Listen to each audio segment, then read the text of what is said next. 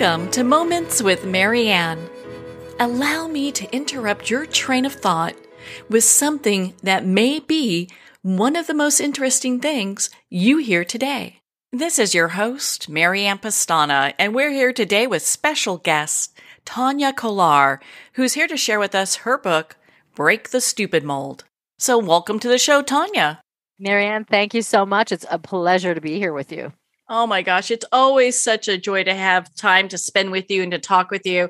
I was so excited that we get to talk about your book. I know we've chatted about your book in the past, but I felt like it's so impactful that we need to have another discussion. So what does breaking the stupid mold mean for people that didn't hear your last interview?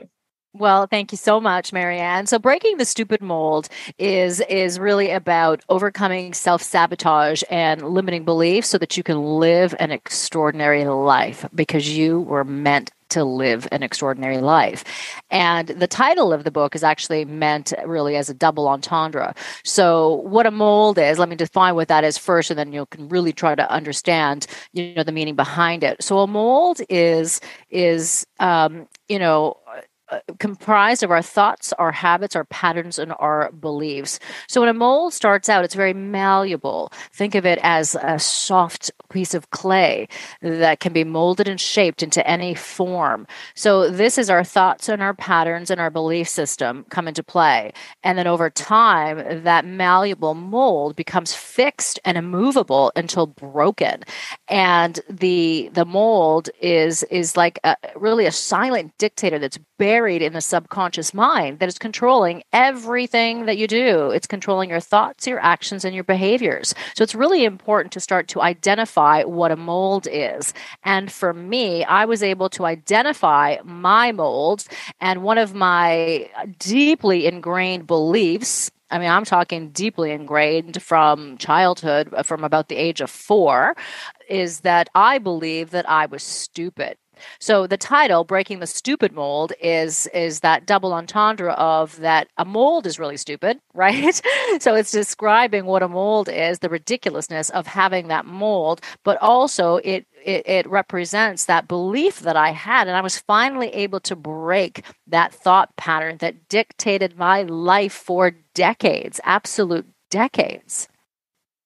Well, it's so amazing that you had that moment that came, because a lot of people never have that aha moment, like, oh my goodness, I'm being, I'm in this mold and being dictated by what my parents were taught and their parents and so on.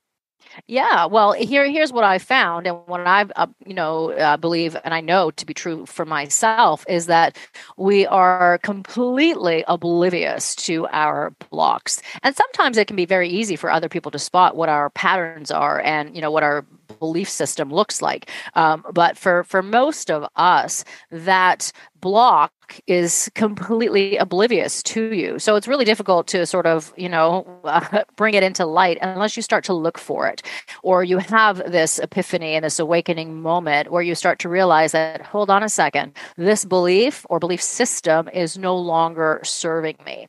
So I had that moment where it really did, shed a light on my entire thought pattern and where they came from.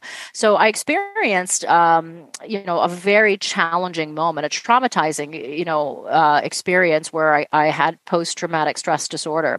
And it was and I talk about that in my book, by the way, and go into great detail because I want to share that, because I do believe that, we learn so much from each other. And for me, what I learned about myself going through that process is that, oh my goodness, I was full of limitations and limiting beliefs. And one of the biggest beliefs that I believe I shared with many people on this planet, I think it's bigger than the pandemic that we've all experienced, is the belief that we are not enough. And it's so ridiculous because we are born into an extraordinary world and we are meant to live an extraordinary life. We are extraordinary. Just think about being here and the totality of who we are. It is magnificent, and we are meant to live an extraordinary life. Now, that doesn't mean that, we're not going to have challenges. We're human beings and we will absolutely experience challenges in life. But it's so important to look for the gift in those challenges so that we can move forward in a way that does empower us and that, helps us to really shed those limiting beliefs and get rid of them, because they keep us stuck and we play small, and because we believe that we're not good enough, we don't deserve. And I truly believed that for me, everybody was more important. I grew up the youngest of five, and it was my job to take care of everybody else. It was my job to put their emotions and their needs first. And what I've come to realize is that you really need to put yourself first, because when you can, be in that place of authenticity and be who you are meant to be, then that's a gift to other people around you. And you're giving your best self to others around you.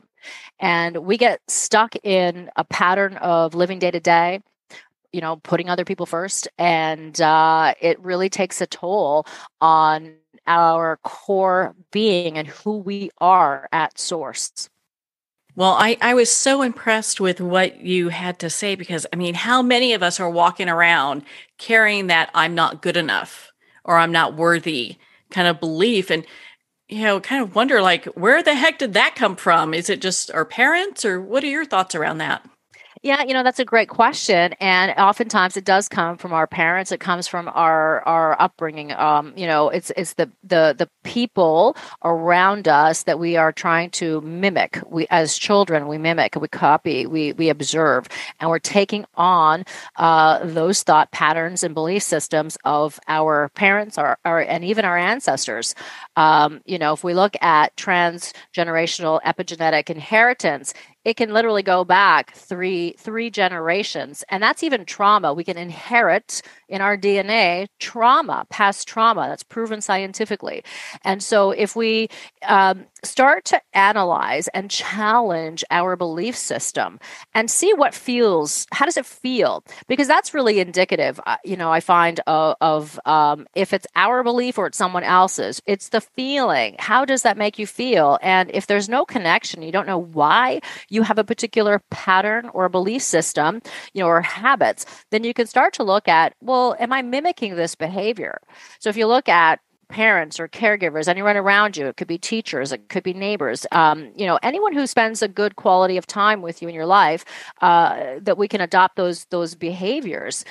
So it's interesting, because if I look at my family history, I've definitely picked up patterns from both of my parents. They're negative patterns, and of course some good ones too, which is amazing, right? I love those. But the hard ones, the negative beliefs that we pick up, they can be so deeply ingrained in our ancestors that we don't even notice them in ourselves, because again, it becomes a pattern. It becomes what is familiar to us. So we continue that behavior without challenging it. So I was able to question some of my beliefs, and I thought, well, why do I believe that I'm not worthy? Why is it that I believe that everyone else on this planet is more important than me? What makes me any different? What makes me any less special than anyone else? And there's a quote in in Miracles, which says, nobody is special and we're all special. And I love that, because, we are no different from each other. There's 7.8 billion people on this planet, and we are all so unique and extraordinary.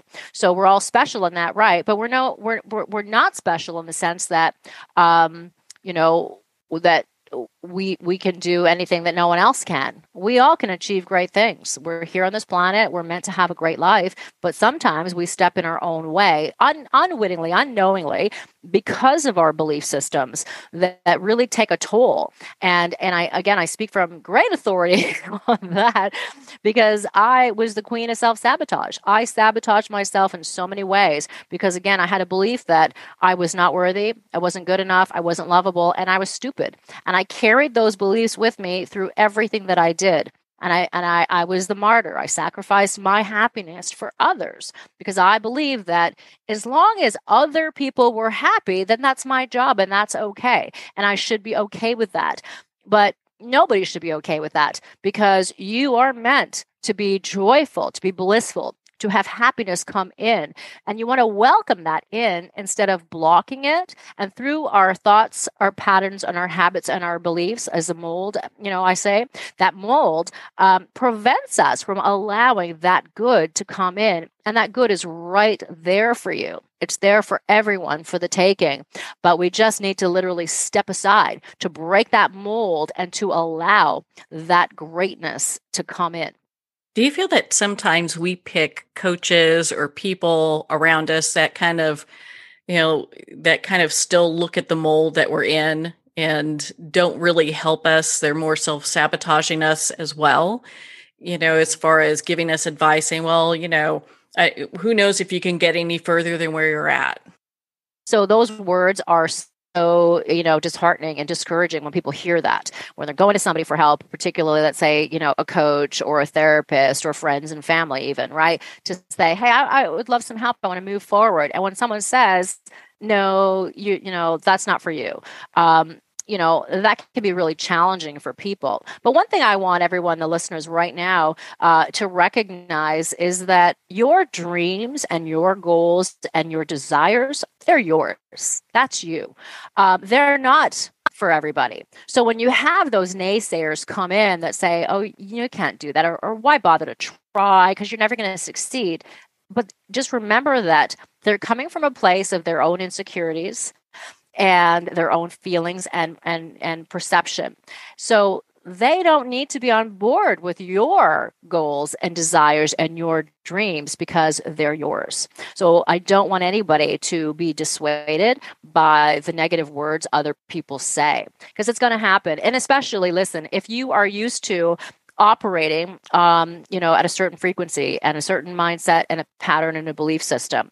And all of a sudden, if you want to change and you want to evolve and you want to optimize that and go to the next level, there's people who are going to try to keep you down on that lower level, not because they don't want the best for you. It's an unintentional block for them. And they don't necessarily mean to do the things that they say, but they say it in the intention of keeping you in the same place because it's unfamiliar to them and it feels uncomfortable. So they want to stay in their comfort zone, because one of the things that humans don't love is change, and they resist change. And when you start to change, other people resist your change. So you want to push aside those beliefs from other people and recognize, what is it that you want for yourself? What is it that you are now going to welcome in and allow yourself? You want to shine. Let that beautiful inner golden radiant light shine through, because what happens is through life, through other people's experiences and opinions and perspectives that we adopt as truth, we get weighed down, and that beautiful radiant light is dimmed, and it's not, you're not able to really truly thrive when you're blocking that. So it's a matter of really recognizing your inner value. And for the listeners right now who think they're not worthy, they're not good enough, I can tell you that it is not reality. It is not true. You are good enough. You are enough. You are meant to live an extraordinary life, and you deserve. Well, I think that's very encouraging for a lot of people after hearing, not only what other people are saying to them that may be negative, but also that negative dialogue that we have going on all the time. I mean, you have to train yourself to get out of that. Absolutely. So it's that negative narrative, and it's an incessant loop that plays over and over and over in our minds. Now, we can take affirmations and use them to our advantage, but a lot of people don't realize that they're using affirmations every day, but they're using them in a very negative way. Again, could be something as simple as, oh, I'm so stupid. I'll never be able to achieve this. I'm not good enough. And you say these things over and over and over and over and over again. So you start to believe that. It just becomes a part of who you are. But if you start to reprogram the mind and you start to put in new affirmations, you can really wipe out those negative limiting beliefs. And one way to really start to do that is to pay attention to what those patterns are. And I always encourage people to journal. Journaling is extremely helpful when you're writing things down, because you will see a pattern. Everybody has a pattern, and you'll start to see that when you start to write down what your thoughts are, what you're thinking, and then go back and see, well, does this, make any sense? And this is the same thing that I wrote over here. And so you'll start to see that, that's an interesting thing. And so you're able to now choose what you want to focus on versus those negative patterns that we're always stuck in, and that negative loop. We've got the reticular activating system, right, of the mind. So the reticular activating system is going to look for, or by the way, it's RAS for short, but the reticular activating system helps you focus on the things that you want. So whatever you're focusing on, it's going to find it. So the good and the bad exist simultaneously.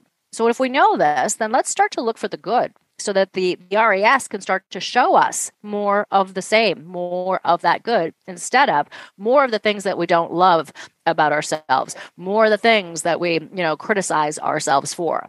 And oftentimes that criticism, again, it's a pattern. For me, I grew up, and my parents were, I know they loved me. They certainly did, but they were not the most affectionate, in the sense that, they didn't know what that looked like, because it was something that was missing in their lives growing up. So people can only do what they know how. And I always look at it this way, that they're doing the best they can in that moment because they just don't know any better.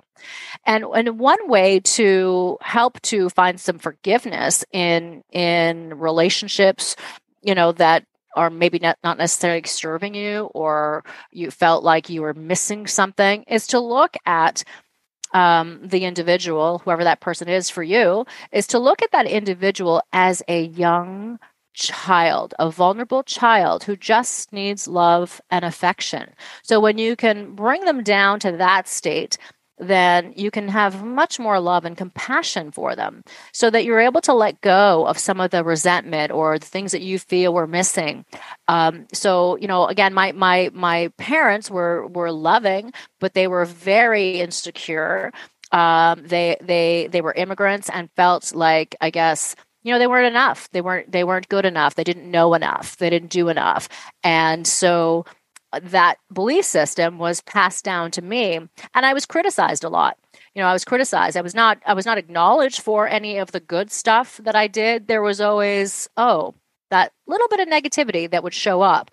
So that became a pattern. And so I didn't know how to honor and to recognize myself. I criticized myself incessantly. And I had that deeply ingrained belief that I was not worthy. I was not enough. And it took me a really long time to unravel that. And so for me, I am so grateful for all of the experiences that I've had in my life, the good ones, the bad ones, and the really ugly experiences, because I've learned so much about myself and about human behavior. And I feel blessed that I can share that wisdom and knowledge with other people, so that they can get rid of their limiting beliefs, so that they can get rid of their limiting patterns. And now, if I look back at my challenges, I certainly would not want to go through them again. I would not wish them upon anyone else. But at the same time, I would never take them back, because of the gift that it has given me in moving forward in my life in a way that's so empowering, and in a way that I can contribute and I can give back. And to me, that is the ultimate gift. Well, Tania, how do people get to this place where they can feel like they've been gifted something after going through an experiences that is less than positive or really traumatic? How can we get to that place? That's a great question. And I know a lot of people listening are going, well, that's impossible. It's impossible for me to do that. Well, I'll tell you what, it's not impossible. So the first thing that you need to do, and you can make that choice right in this moment, right now, is to decide that you will move forward in a way that's going to empower you. You're going to decide to look for and mine the good in your experiences. Now, I'll give you a recent example for me. I recently experienced breast cancer. And so I recognize that in my life, all of my greatest challenges, all of them, I can look back at them and say, wow, that served a purpose, and it was a gift, and it actually was for the betterment of myself, for the evolvement of my true self. And it's provided something invaluable. And so when I was diagnosed with cancer, I thought, okay, so here's another experience that I have, and I have an opportunity to look at this in a couple of different ways.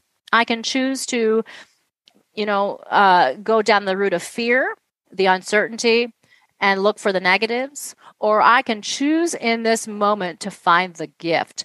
Because in our challenges, all of our challenges, we can certainly find the value and the reward in that challenge or suffering, whatever you want to call it. And it may take sometimes years, sometimes even decades.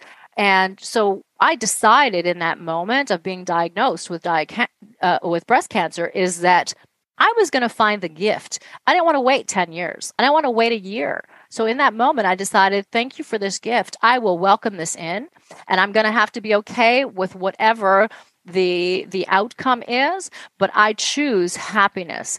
I choose to move forward in a way that is empowering, and I kept that positivity throughout. Now, of course, I'm human, so I had some moments where I think, oh, okay, so that's kind of not ideal, or I don't love to lose my hair, right? That wasn't a great experience, but I let those thoughts come.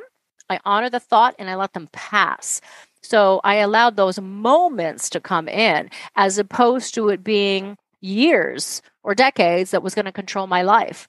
So and I want to be very clear. I don't want people to suppress their emotion and what they're feeling, but the difference is that you just don't want to live there in that place of fear and uncertainty all the time. Because when we do that, we are, becoming a victim to our circumstance.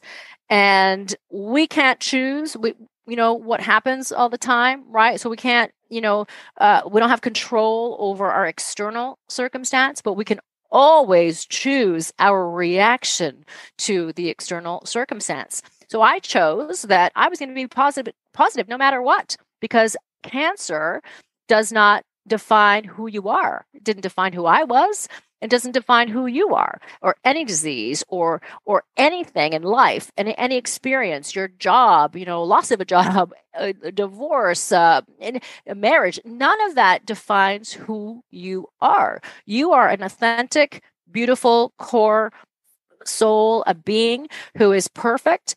And when we start to look at the external circumstances and they don't work out the way that we want them to or intend them to, then we start to think that, okay, there's a problem here. But the only problem is really how we're looking at something. It's all about perspective.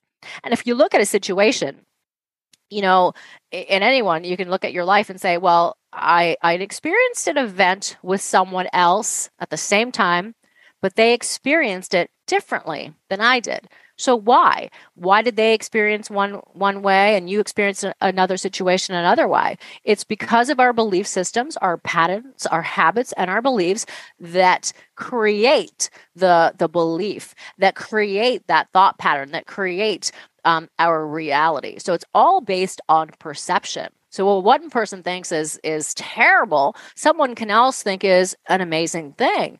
And sometimes you just don't get it. You don't understand. How is that possible? Well, it's possible because of the belief system that we have, again, deeply ingrained in us. So if things in your life, in any area of your life, are not working out the way that you want them to, I want your listeners to start unraveling it, to look for the patterns and what's there. What is there that's keeping you from enjoying that greatness? What's keeping you from enjoying the good that is there for you? And as I said, in our greatest challenges in life, there is always a gift. And I'm talking about even the most traumatic experiences. I know many people have lost loved ones, sometimes in a tragic accidents, young ones in their lives. It's devastating on so many levels, but it can be a beautiful thing when you start to look at the gift. When you start to look at the gift of the people who have come into your life that have transformed your life, when you look at the love that you were able to express to and from those loved ones who may have passed, that you're finding it a challenge, to work through, you can start to mine the gift. And the gift is, what love looks like. That you were able to have that in your life and to give that. And that your loved ones would want the best for you. And so you can move forward in a way that is empowering to you. And you can also help other people. So when someone goes through really tough challenges, like really big challenges, then, I always say that sometimes your challenge is so much bigger than you are, and you are meant to help other people and to teach other people through that experience. And that, again, is the way that I look at it, is that is one of the most beautiful gifts that is possible, right? To be able to help, humankind, to be able to empower other people, whether that is through your words, through your actions, through inspiration, or just simply through sharing your experience. I think it's amazing because we all learn so much from each other. I mean, I consider myself a lifelong learner. I'm always learning, and I love to share knowledge. I love to share my experience. And I know that throughout the years, I mean, I've gained so much through reading books, through attending events, meeting people, hearing stories, sharing stories. And to me, it's invaluable. It's really like an education of a lifetime, a master's course. Mm-hmm. Absolutely. Well, and and I just really applaud you and thank you for sharing that with us because, even when we're going through what can seem like for many people like the darkest times, we could still choose to find a way to be in a place where we can be happy. And granted, of course, we're all human and we're going to have a bad hair day. But, to not let that be the focus and the just the identity of who we become. Yeah, absolutely. Well said. And because, I mean, that bad hair day may last a really long time, right? But just remember that life is about cycles. So when we are experiencing those low points in life, you will get past them. You will get past those moments. I promise you, you will get past those moments. And then when you are in the highs of life, I can also promise you that you're going to experience the cycle and it's going to shift. So we want to be able to know and move forward saying, okay, well, this is happening in this moment. I'm going to embrace the moment. I will welcome it in. I'm going to experience what it is. And I know that it's going to shift and you'll get through that next phase. So everything in life, I mean, it's temporary, right? The good and the bad. So please remember that. And you can get through any challenge that you are faced with. And I promise you that if you look for it, if you look for the gift, if you delve deep enough and long enough, you will find the gift in your greatest challenges in life. And then you will come to see them as there's something here that has really helped me become the person that I was meant to be. And you will not be so terrified of going through the next challenges in life. And you can start to look for, well, what is the gift? As I said, I chose to look for the gift in being diagnosed with breast cancer and going through chemotherapy and a couple of surgeries. And I looked for the gift and I remained positive. I showed up as my best self every day. And that was a choice. I made that choice. And I am so honored to be able to share my experience and to help other people going through that challenge who may not be able to see that right away.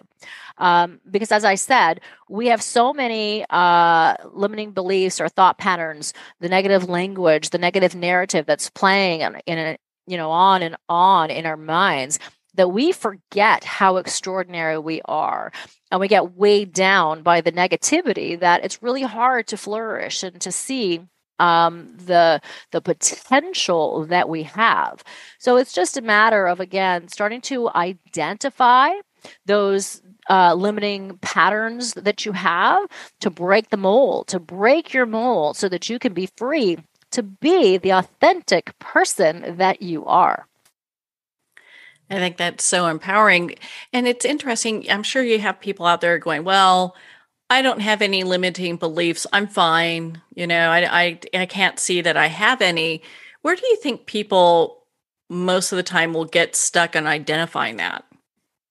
So I think most people are stuck in identifying that because it's habitual. So it's so innate in you and deeply ingrained that it becomes a part of your identity. So you don't question it because you can't even see it, because it's just there lurking in the background. And if I asked myself before I had this sort of awakening moment, I would have also said that I didn't have any limiting beliefs. No, I was good. I had no idea. I literally had no idea. So I experienced this traumatic event. I was attacked by a stranger and beaten, strangled, sexually assaulted. And the attack was so violent that the police believed that somebody was hired to kill me. Now, this was a defining moment for me, was when one of the police officers came to tell me that they made a mistake. Now, the mistake was that they accidentally shared my information to the public. So it was a mistake on their part. It was a document. Right. Wasn't loving that moment. But it was a moment that, so the police, it was for their eyes only, and it got mixed up with some public flyers, and some of the public received my personal information.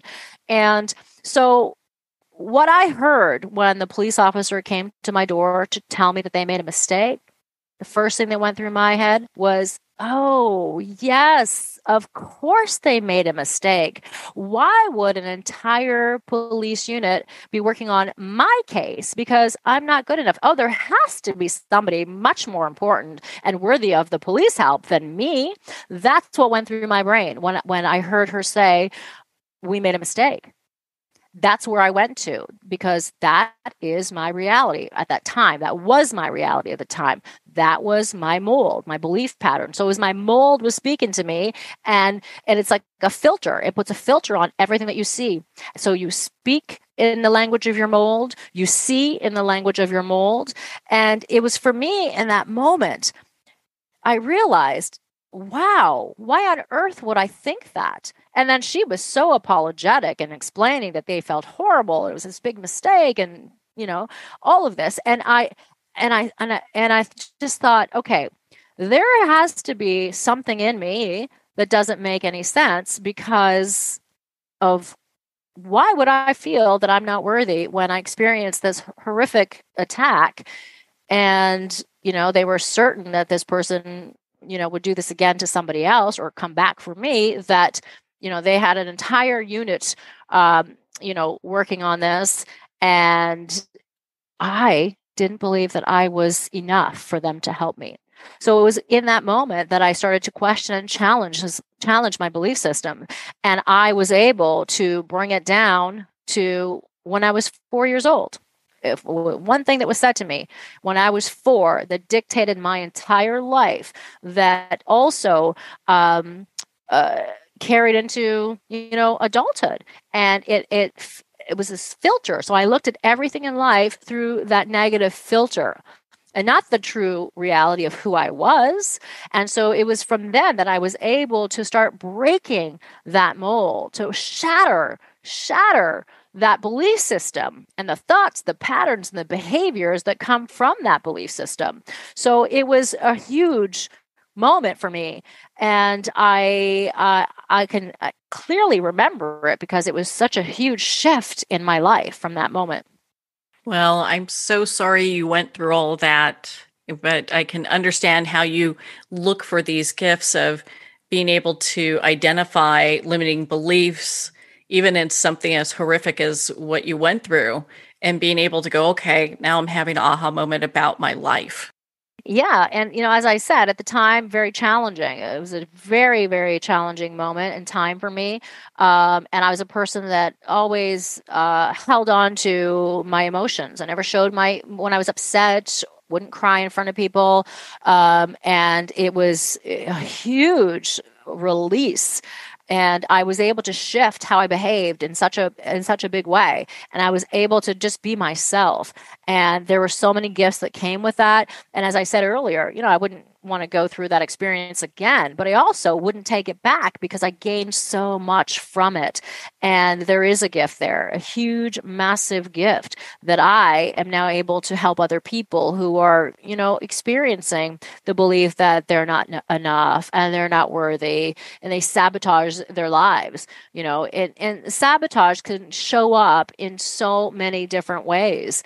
We can sabotage our career. You play small, right? Because you don't feel you deserve it. You don't apply for that, job because you think, well, I wouldn't get it anyway, right? Or the promotion that you really want, and you avoid these things in life, or you avoid a relationship, or you attract really bad relationships because you feel like you don't deserve a great one. So you're going to tolerate the ones that someone abuses you, whether that's mentally or physically.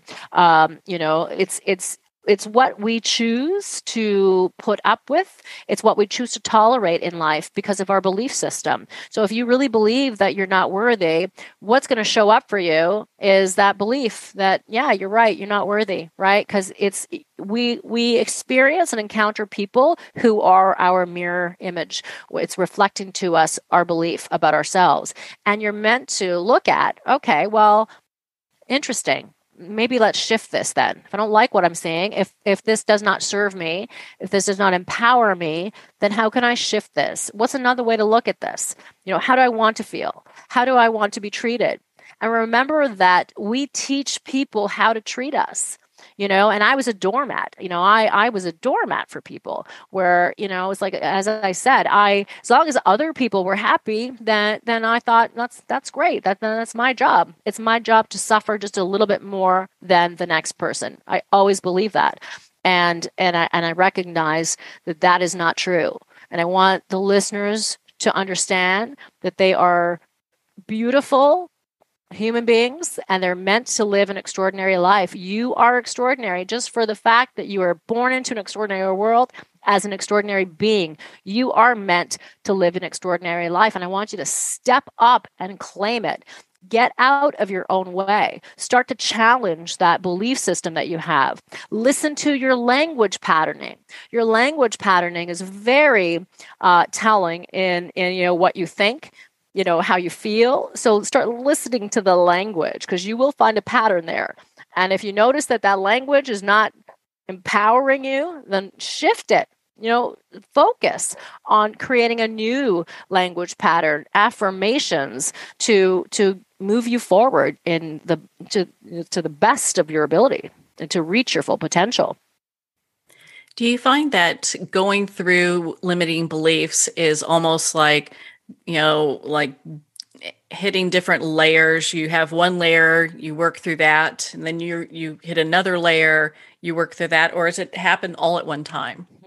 Yeah, I would definitely say it's more of the layers. It's like peeling back the onion. When you start to uncover and unravel one belief system, there's another thought pattern that's there underneath, and you'll find that it's all connected. And one thing that and I teach my clients this as well, that I work with, when I'm coaching my clients, is that you want to honor the feeling. When something comes up, oftentimes we go into this denial phase. It's too painful, so we want to ignore it. But what happens is the body holds on to everything. Our body stores memory. Trauma is stored and trapped in the body. So if we are in denial about that, then it's going to manifest and show up in different ways. So there's aches and pains that you have, the disease that you're experiencing, or dis-ease in the body. These are all signs. And, it's like the body is saying, hey, listen, you need to pay attention. Something is not right. So to acknowledge our feelings is so key. And you can just sit with the feeling and not to get focused on why you're feeling it or to put a label on it, because then we're going to fall into perhaps staying in that negative path when we start to label it. But if you can just sit with whatever it is that you're feeling, what you'll see is that, and let it pass, it'll pass in just a few moments if you just sit with it, you're going to start to see that it may represent one broad feeling. So that's where it's like the onion. So if I'm feeling anxious in this moment, I'm going to just sit there and allow that anxiety to come up. And then you'll see that maybe you're going to see that there's a fear or there's uncertainty that's at the root of that. And once you start to just let that bubble up and come up, you'll survive it, right? You will survive it. I know we try to ignore it because we feel like we won't survive that moment, but you will. And then it's going to start to dissipate, and it's not going to be as intense. But then you'll find that the next experience, so you'll have another a memory that's stored and trapped in the body that also holds that same feeling. And when you can, again, let that come up and pass and keep on doing that, you don't have to do it all in a day. This can just be a process. When you notice that you're feeling discomfort, just keep sitting with that feeling, and it's going to start to dissipate more and more until finally that one particular feeling that has been controlling you, that's at the heart of that onion, is going to start to disappear, and it's not going to control you anymore. Amen for that. So I think that's a place where we all want to get to, is where we find our own level of personal happiness or calm or peace or inner peace, whatever we want to call that. Yeah, and everybody has their own definition of what a great life feels like or looks like. And that's great, right? But it's so important to allow that in and to welcome that in for you and to know what that looks like. Oftentimes we deny ourselves the pleasures of life because, again, it's our thought belief system, it's we don't deserve it. It's not for us. Success is for other people. I'm not good enough. Whatever that belief system is, we tend to ignore our wants and our needs because, again, we just feel like, well, it's just not going to happen anyway, or, I shouldn't feel this way, that it's such a long, deep pattern. And we want to override that and start to remember the things that we love, start to remember the things that we dreamed of in our lives, the things that you want. Now, when you were a child, whatever dream you had and that you wanted to be growing up, maybe that's just not a reality anymore at this time. But there is a feeling that you wanted when you knew that because often as kids, we don't have all of these beliefs piled up. And I'm talking when we're just little kids, right? They haven't started yet. Maybe when you're 3, let's say, and if you can remember that far back, or you're 4 and you started to play and you started to dream and you had a feeling of what joy was, because those beliefs start to pile up and then we forget ourselves and we forget our wants and our needs. And we feel it's unobtainable. But if we can start to remember what the feeling was that we wanted to have. So even if today the reality is maybe that dream, is not going to happen for you, but the feeling that you wanted can always happen. So you can find that feeling in something else. Find a hobby, find a love, a belief, anything else that can reignite that passion for you. I think that's such a beautiful way to move forward. I mean, what a great life that is. I know in your book you talk about forgiveness. So how do we forgive the unforgivable? Well, that was a real tough one for me. But nothing is unforgivable. And that's what I've come to recognize, is that you can always forgive someone. And the reason you can forgive anyone for anything is because you're doing it for yourself. So that's where the misnomer is about forgiveness, is that people can believe sometimes that if I forgive this person for this horrible thing that they did, then it makes whatever they did okay. So that's not the case. You're going to forgive someone simply for the fact that you don't want to be controlled by their actions. When we hold on to unforgiveness, we allow that other person to control our situation. So oftentimes in life, the people who have hurt us, who we are trying to forgive, and maybe we can't. Those people, though, may not even be on this planet anymore. They could be someone in our lives that have passed on, and yet we're still here, holding on to the resentment, the anger, the hurt that comes with that, and you're hurting yourself. It's not serving you to hold on to that hatred. We get vengeful thoughts. We think, well, I'm going to make them pay. They need to pay. I want them to suffer the way they made me suffer. And the only person that's suffering in that moment is yourself. You're holding on to all of that negativity and those beliefs and that awful feeling that you have inside of you. So forgiveness is about allowing yourself to be happy. It is letting go of the constraints that other people have placed on you. And, I remember years ago, I was watching, I believe it was an Oprah interview, and she had someone on her show who was in prison for killing his girlfriend. I believe it was his girlfriend at the time. And the girlfriend's mother was on the show and talking about how she forgave him. And I thought, that is so ridiculous. How could she possibly forgive this human awful experience? And how could she forgive him for killing her daughter? But now I understand that. At the time I didn't get it, because I was holding on to the anger that I had for all the people who I believe, did me wrong. And just remember that everything in life is our perspective on things. So it's what we choose to see. So I just decided that I'm going to choose to see that experience in a different way, so that those experiences no longer create that horrible feeling inside me, so I can just release that and let it go. So I have come to the understanding that I can forgive anyone for anything. And I had mentioned earlier, Marianne, about my experience, and I was attacked by a complete total stranger. And I've let that go. I have let that go, and I have forgiven that person, because I recognize that, wow, if this person would take the action of hurting somebody else in such a violent manner, and a stranger, then his reality and his environment and his mold and his belief system and his habits and his patterns must be pretty awful for him. And so I recognized that. I had compassion for him, for the action that he felt he needed to take based on his reality. And so I looked at it in a sense of, here is a person who is so hurt that he needs to hurt somebody else. And to me, that was a defining moment where I was able to let that resentment go, and the anger that was inside of me. I was able to let that go and have true forgiveness, because I look back at some things in my life, past relationships where, I thought I forgave that person and I really didn't. So there's a difference between being in denial about something or pretending that you forgive someone because you really want to forgive that person.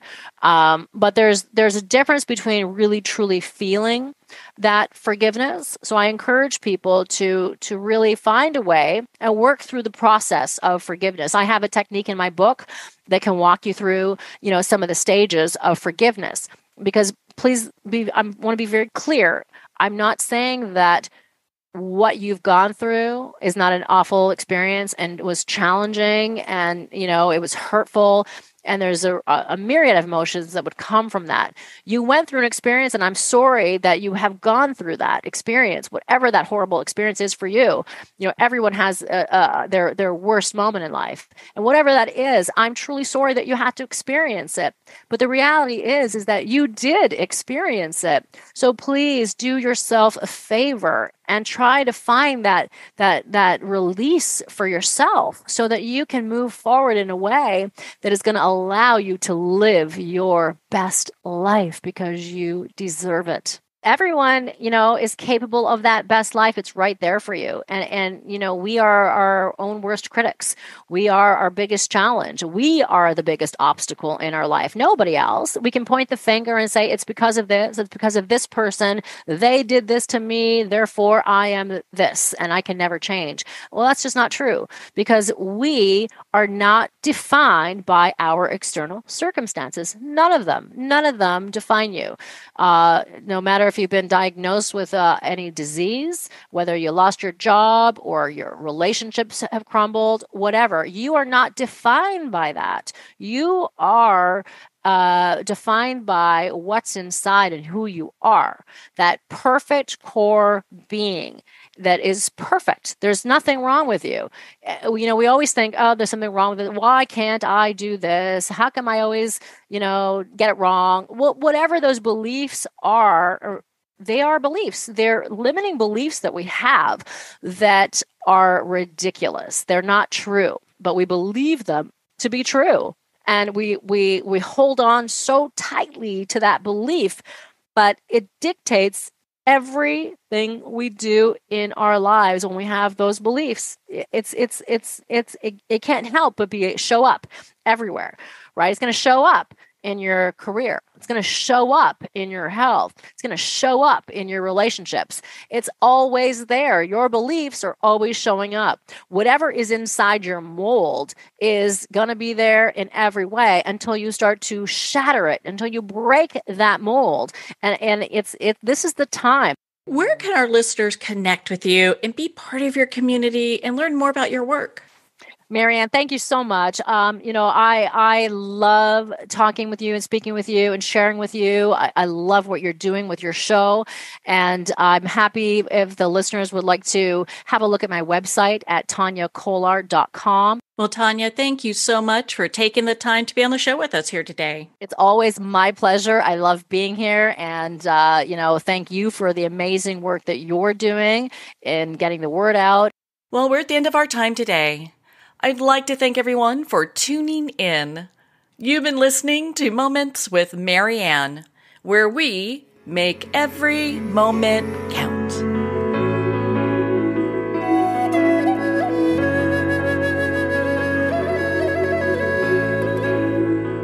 In a single moment, your life can change. Moments with Marianne is a transformative hour that covers an endless array of topics with the best of the best. Her guests are leaders in their fields, ranging from inspirational authors, top industry leaders, and business and spiritual entrepreneurs. Each guest is gifted and a true visionary, a recognized leader in her own work, and while teaching others to develop, refocus, and grow, Marianne will bring the best guest and sometimes a special surprise. Don't miss this. You never know just which moment will change your life forever.